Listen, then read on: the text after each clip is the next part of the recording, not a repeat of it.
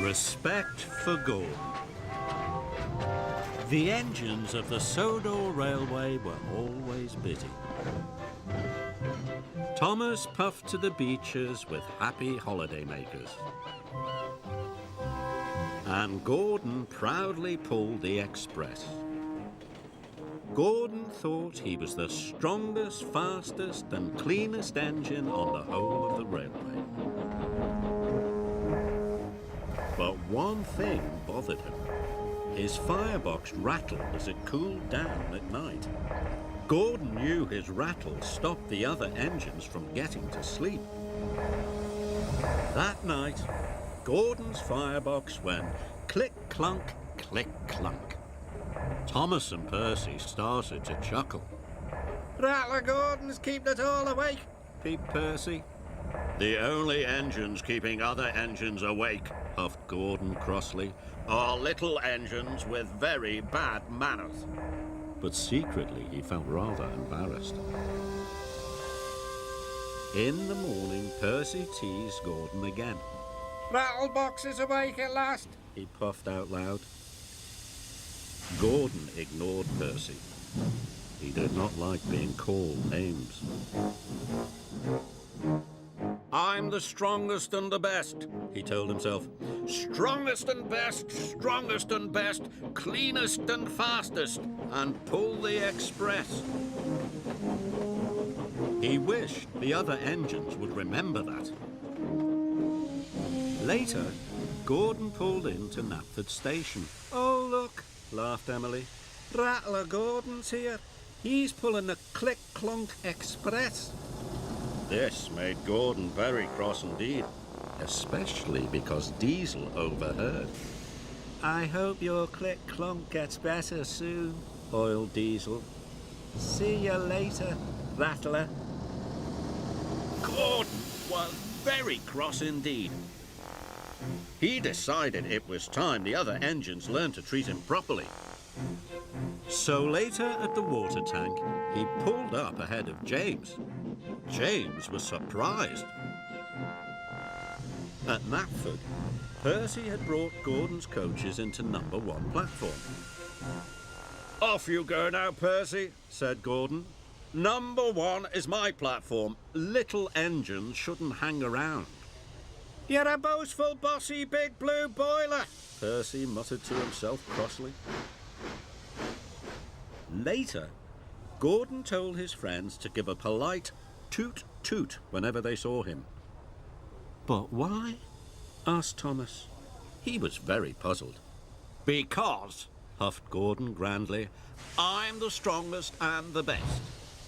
And he steamed away. You can toot at him if you like, wheezed Emily. but I'm not going to. Gordon steamed across the island. He felt very pleased with himself. He was sure the other engines would forget his clunk-click and treat him properly now. He saw Emily coming.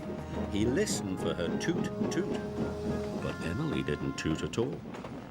This made Gordon very cross. He was so cross that he didn't see the signal telling him to stop.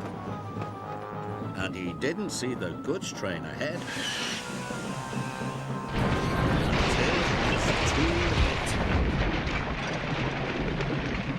Luckily, no one was hurt, but Gordon came off the rails. He was covered in gooey red jam. Hello, Gordon. I see you're not the cleanest engine anymore. I don't think you'll be pulling the express for a while, Gordon. Gordon's a mess. Gordon's a mess. He's the largest and jammiest.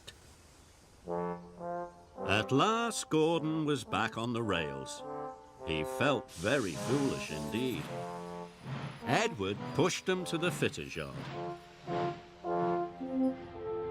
Gordon had to stay at the fitter's yard for a long time. It was hard to get the jam out of his engine. Emily and Henry took it in turns to pull the express for him.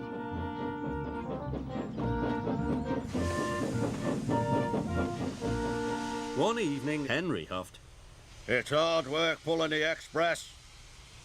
Yes, Agreed Emily. Gordon must be very strong to pull the express so fast. I miss Gordon. Peeped Percy. I miss having his rattle to go to sleep by. Gordon knew the other engines were pulling the express for him. Thank goodness for Emily and Henry, he thought. I'm sure they're doing a very good job. Finally, Gordon was as good as new. The fitters had even managed to fix the rattle in his firebox. That evening, Gordon had something to say. Is it about being the fastest and the best? Teased James. Not at all, puffed Gordon. I know my rattle kept you awake at night, and I'm sorry. And I was also silly about the toot-toots. I realise now that engines toot-toot other engines because they work hard and deserve it, not because they ask for it. But we think you do deserve it, Gordon, said Thomas, because you work hard and you are a really useful engine. All the other engines agreed.